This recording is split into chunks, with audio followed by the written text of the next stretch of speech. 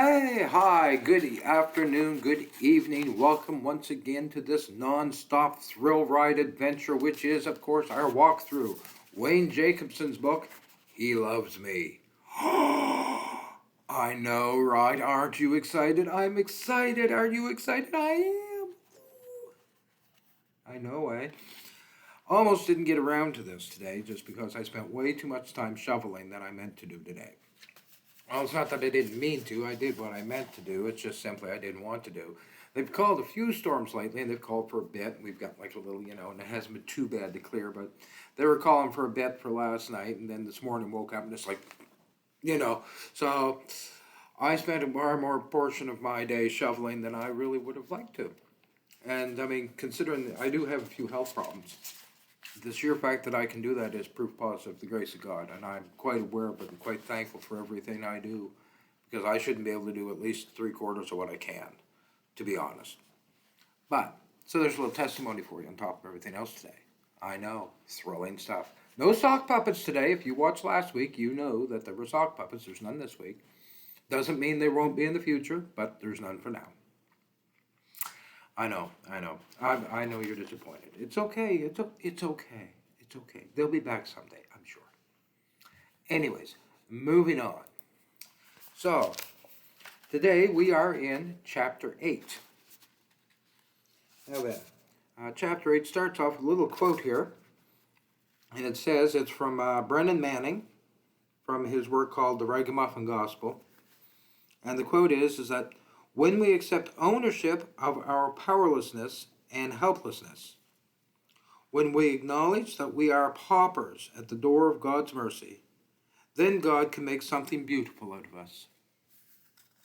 That's kind of cool. Anyways, so this week the author is focusing in part on a couple of stories that are actually in Mark 10. And there's two of them, one earlier on and one a little later, and both about men approaching Jesus in need. Now the first guy who comes along is he comes running up to him, falls at his feet. Good teacher, what must I do to inherit eternal life? Eternal life. I know. Anyways, the young guy runs up to him. He's well off. He's quite well off, and he's talking about how he has kept the law from the time of his youth. He's done it all. He's done everything he can. And he goes on and on about these things, and it becomes obvious that he is steeped up in his own works, and it's really obvious because the way he asks the question, he says, "What must I do? What must I do?" He was focused completely on himself, his own ability, his resources, and the fact that he's trying so hard to earn what Jesus is willing to freely give him. Now, the author is quick to point out here that even though the guy says that he's done all these things since his youth, the Bible's pretty clear that nobody, literally nobody, other than Christ has ever fully kept the law completely and totally, period. No one. So the guy's a little off. He's not necessarily lying. He thinks he as far as he's concerned, he has. And Jesus' response to him, of course, and this is the kicker here. Where is it here? It says, one thing you lack, go and sell all you possess and give it to the poor. Then you will have treasure in heaven, and come and follow me. On hearing those words, the man's face fell. Unable to do that, he walked away. Now, the author points out in here something we probably, more than one of us have thought about before that. We're thinking, oh, well, he's just too greedy. And that's what it was. I mean, we would have done. No, we wouldn't have. I mean, this guy hasn't been saved. This is pre-crucifixion. This is not saved. He is simply curious about Jesus. Curious about Jesus. He knows there's a longing and an ache inside him, and he can't fill it through everything he's trying to do. All his power, all his money, all his resources, everything he's got hasn't been able to get him to that point, hasn't been able to get him to reach God, and he's trying to. And Anybody who's ever gone seeking God, I mean, at some point in time, if you're a believer and you're watching this, at some point in time you have, and maybe you're not a believer and you still have. I'm pretty sure nobody's ever put it to you, well, give away everything and then come to church. Churches probably would have a lot of people in them. Just putting it out there, that's a pretty steep price to put on them. And Jesus wasn't trying to get him to do that. What he wanted him to do was realize that, you've given everything you have. You've got a lot of power and resources and connections and things, and none of this has gotten there. So here, why don't you do this? And he throws the target way up in the air, for what he has to hit. Way beyond what the guy's capable of even thinking about doing, right? Way beyond his own, anywhere near willing to do. And what he's trying to do him to do is to realize none of this is working. You can't buy your way into heaven. You can't buy your way into heaven. You can't earn this way in. I'm offering this to you for free. Just acknowledge it, take it, and come on. And that's what he's trying to do, but it doesn't quite work out that way. The guy walks away. Whether the guy ever got it or not, I don't know. Here's hoping, right? Anyways. Okay, so the author points out that the man was dependent on his own resources, and that dependency was actually robbing him from gaining the life that he was actually seeking, from gaining what he was actually after. And I wonder, how many of us have done the same thing, either pre-salvation, post-salvation, but we've tried to, get ourselves in that position, right? Anyways. Okay. Now, we have another story a little later on in that same chapter. And there's another guy looking for Jesus. This guy is a blind beggar. And he's in the crowd, and he hears Jesus coming. He starts yelling and screaming, Jesus, have mercy on me. Jesus, Son of David, have mercy on me. And he's calling out. People around him are getting annoyed and stuff, and they're like, would you just shut up? But somehow, through it all, Jesus hears him, has him brought forward. When he brings him up, all he asks, he says, I want to regain my sight. Now, the author's quick to point out here, he did not ask what he needed to do in order to gain his sight. He simply asked to have it. He didn't ask what qualification he needed to make him worthy of it. He simply put all his confidence in the mercy of Jesus. And that was enough. And Jesus, of course, healed him. Now, he didn't love the blind man any more or less than he loved the guy before. Loved them both equally, offered them the same thing. It's just one guy got it and one guy didn't. Right? And to make sure that they didn't miss the point, on the heels of this, Jesus tells the parable of the Pharisee and the tax collector. Don't know if you're familiar with it, but it's basically there are two guys at the temple going into worship, and one of them's a Pharisee, the height of the religious order, and he's thanking God that he's not, that he's so great, and he's so wonderful, and he's so powerful, and I'm not like this person, I'm like that person, I'm not like that filthy tax collector over there. Thank you, I'm not like him. Now, tax collectors in the day were not exactly like the IRS or the CRA or whatever you have wherever you're at.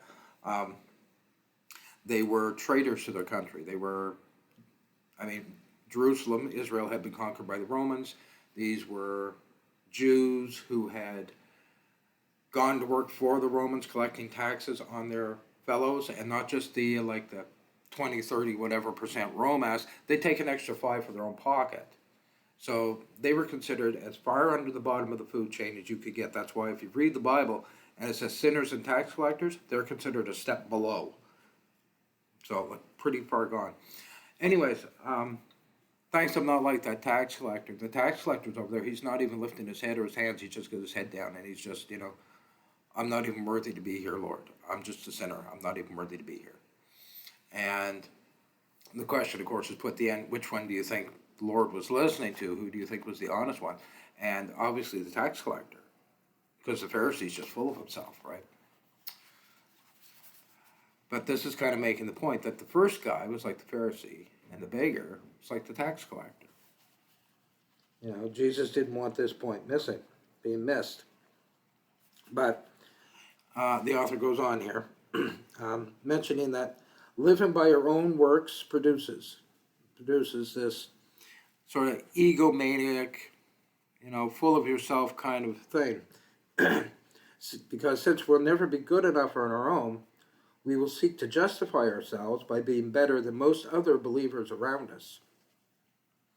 And in order to convince ourselves of the reality of that, we have to focus on their weakness. Anytime we set ourselves above others, we only demonstrate how little we understand God's mercy.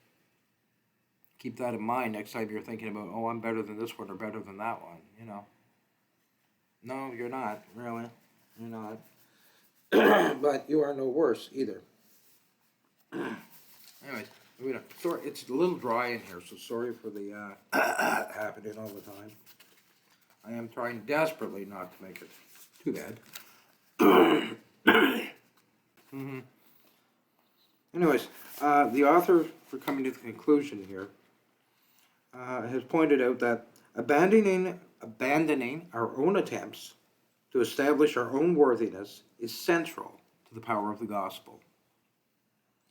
That when you learn that a door stands open to you that will lead you right straight to the heart of the Father. And that this is the way to know that He delights over you with joy and is able to transform you into the fullness of His glory. He absolutely, completely loves you.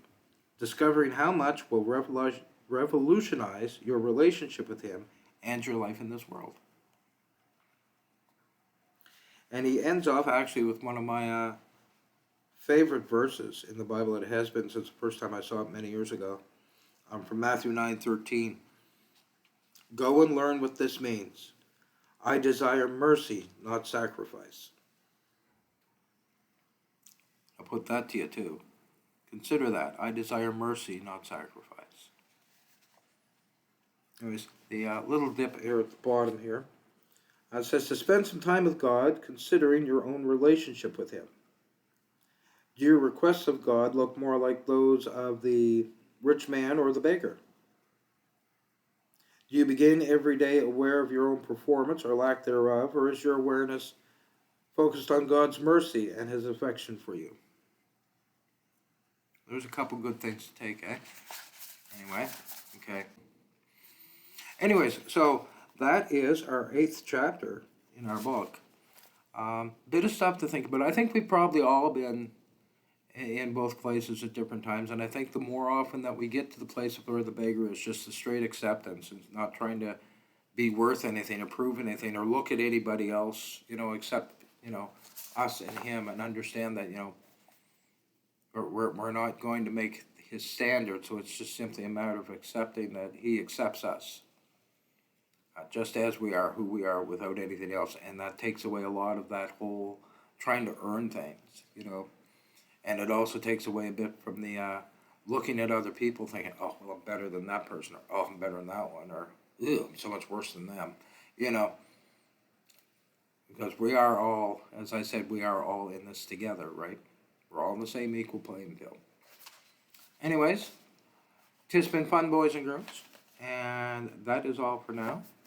And we'll continue this, hopefully, God willing, next week. Barring any major snowstorms, and I'm not up to my eyeballs in snow, and there's, penguins bouncing over my brain and stuff. So, that could be interesting. Could make for an interesting podcast, just saying. Anyways, peace out. We are all in this together, as I said. You take care. God bless.